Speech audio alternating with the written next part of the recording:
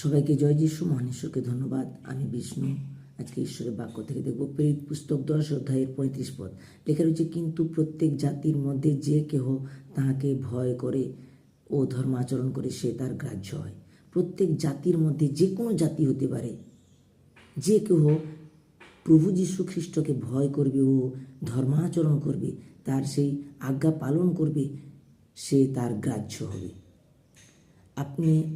আমরা যদি ঈশ্বরের গ্রাহ্য হয়ে থাকতে চাই, তার নিজের হয়ে থাকতে চাই, তাহলে আমাদেরকে ঈশ্বরকে ভয় করতে হবে এবং তার দেখানো ধর্মাচরণ করতে হবে, ধার্মিকতার আচরণ করতে হবে, পবিত্রতার আচরণ করতে হবে। যে কেহ তাকে ভয় করবে, তার মানে তাকে বিশ্বাস করে তাকে তার ধর্মাচরণের পথে চলবে, সে তার গ্রাহ্য হবে। প্রভুকে ধন্যবাদ জানাই এই সুন্দর বাক্যের জন্য।